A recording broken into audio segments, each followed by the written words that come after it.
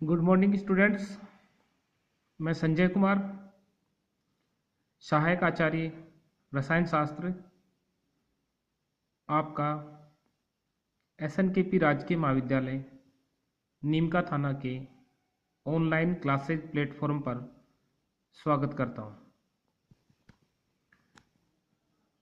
बच्चों, आज हम एक नई यूनिट स्टीरॉयड्स के बारे में पढ़ेंगे, स्टडी करेंगे। इससे पहले की जो क्लासेस हमारी हुई उनमें हमने जो एल्केलॉइड्स थे, डिफरेंट टाइप के एल्केलॉइड्स, सोलेनेसी है, मॉर्फिन्स है, मॉर्फिन, इफेड्रिन, कई सारे जो एल्केलॉइड्स थे, क्विनीन, उनके बारे में हमने काफ़ी विस्तार से डिस्कस किया था। उनके एप्लीकेशंस क्या क्या हैं उनके बारे में हमने स्टडी किया था। आज हम जो नया टॉपिक ले रहे हैं, यूनिट है स्टीरॉयड्स, उसके बारे में हम बात करते हैं। जो sterols occur in animal and plant oils and fats, they are crystalline compounds and contain an alcoholic groups. They occur free or as esters of the higher fatty acids and are isolated from the unsaponificable portion of oils and fats. तो basically जो sterols है वो किस में मिल रहे हैं? Animals में है, प्लांट ऑयल्स है, एनिमल फैट होती है उसमें ये मिलता है, और ये ऑयल्स वगैरह में ये मिलता है। अब बात करें, जैसे sterols can be classified in 3 category. Firstly animal sterols, जिसमें है कोलेस्टेरॉल, 5 अल्फा कोलेस्टोन, 3 बीटा ऑल या कोलेस्टेनॉल। और सेकंड कैटेगरी है प्लांट स्टीरोल्स, जिसमें अर्गेस्ट्रोल, स्टिग्मेस्ट्रोल, ये हैं 2। और जो थर्ड कैटेगरी है वो ईस्ट एंड फंजाई से मिलती है, जिसको माइकोस्टीरोल्स कहते हैं। तो जहाँ ओल लगा हुआ है तो इसका मतलब ये है कि इनकी स्ट्रक्चर में OH ग्रुप तो प्रेजेंट है। OH ग्रुप तो क्या है? प्रेजेंट है। तो अब हम बात कर रहे हैं कि जो फर्स्ट हमारा जो स्टीरोल है, कोलेस्टेरॉल, जो एनिमल स्टीरोल है, उसके बारे में हम चर्चा करेंगे।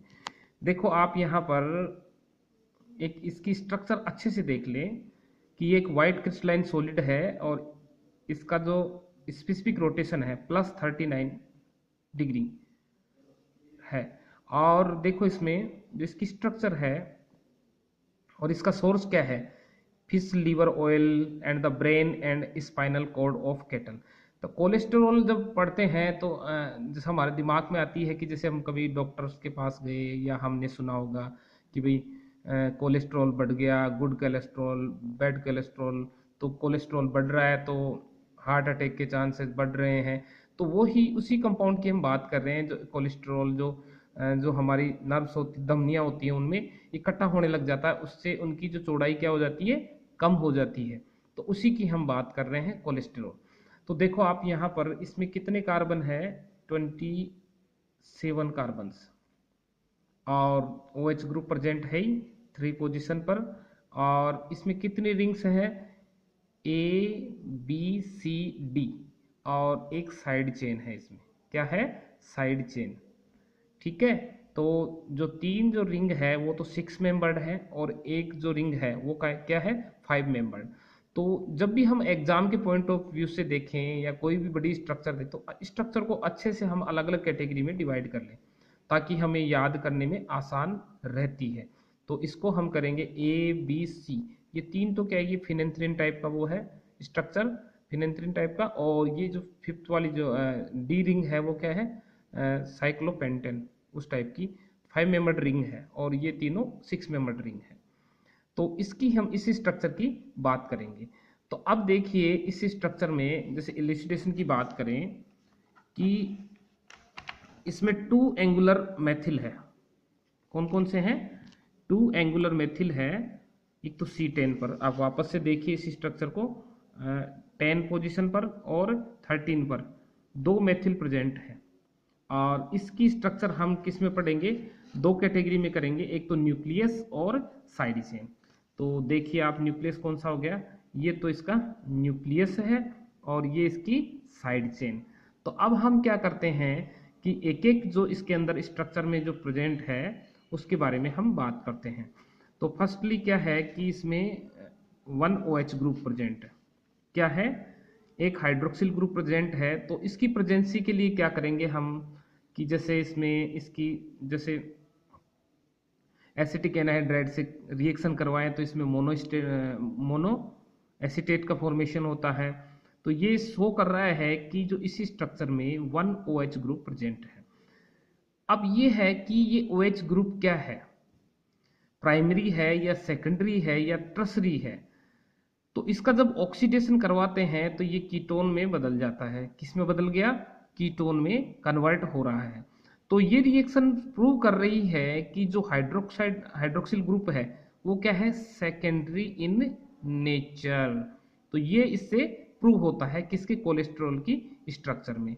अब बात करते हैं कि इसमें 1 डबल बॉन्ड प्रेजेंट है। तो 1 डबल बॉन्ड प्रेजेंट है तो वही डबल बॉन्ड वाली रिएक्शन कौन सी है कि अगर इसका ब्रोमिनेशन कराएं तो 1 मोल ब्रोमीन है, ये डाइब्रोमाइड में कन्वर्ट हो जाता है। तो ये इसकी कुछ रिएक्शंस हैं कि जैसे इसमें डाइब्रोमो का प्रोडक्ट का फॉर्मेशन क्या प्रूव कर रहा है कि इसमें एक डबल बॉन्ड प्रेजेंट है। और इसके अलावा बात करें कि जैसे इसमें जनरल फॉर्मूला क्या है इसका, CnH2n-6, क्या है इसका जनरल फॉर्मूला, CnH2n-6।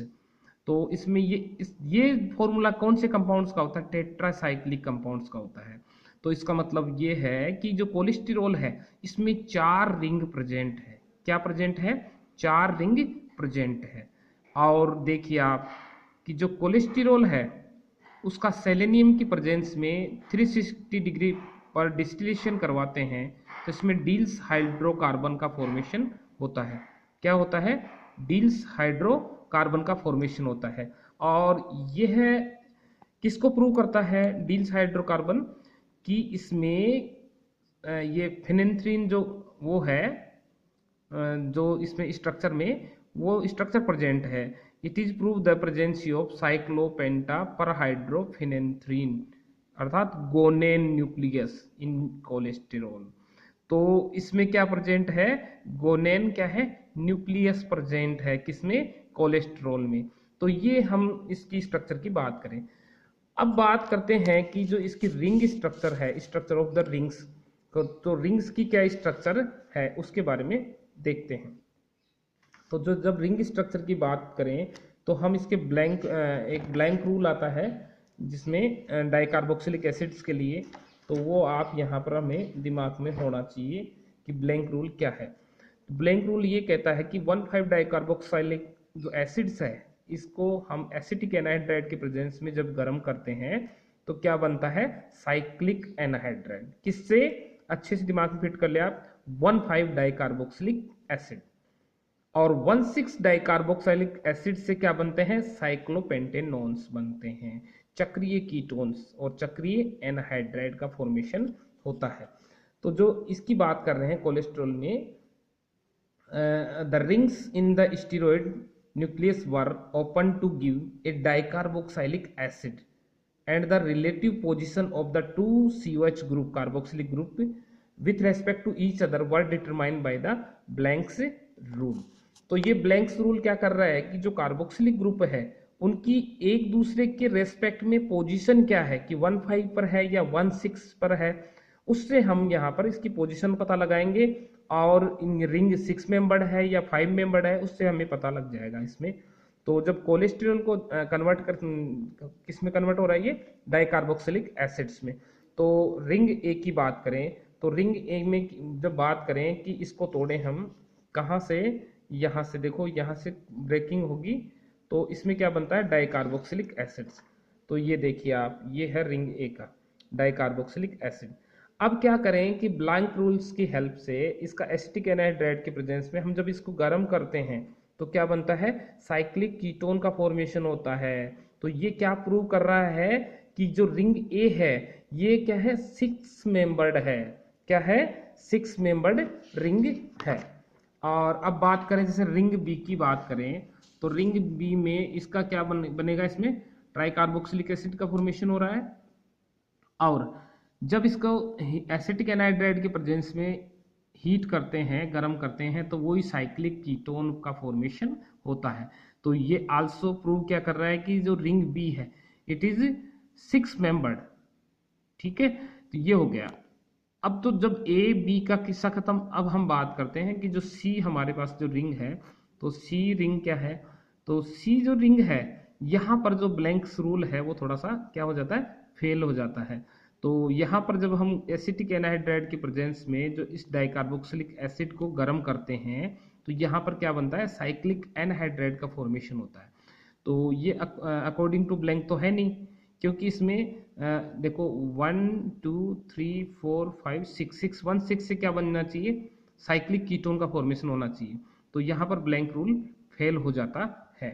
और बात करेंगे जैसे रिंग डी है, इसमें बात करें कि जो 5 beta cholesterol was converted into etibulanic acid and this gave a cyclic anhydride, hence ring D is 5 membered। तो कोलेस्टेरॉल है 5 बीटा, वो किसमें, इटिबिलियनिक एसिड में कन्वर्ट हो रहा है। तो इसके जब गर्म करते हैं, हीट करते हैं किसकी, एसिटिक एनहाइड्राइड की प्रेजेंस में, तो ये क्या होता है, इसमें साइक्लिक एनहाइड्राइड का फॉर्मेशन होता है, जो ये प्रूव कर रहा है कि ये क्या है, 5 मेंबर। देखो 5 मेंबर 1 5 का वो है, देखो 1 2 3 4 5 1 5 डाइकार्बोक्सिलिक एसिड है।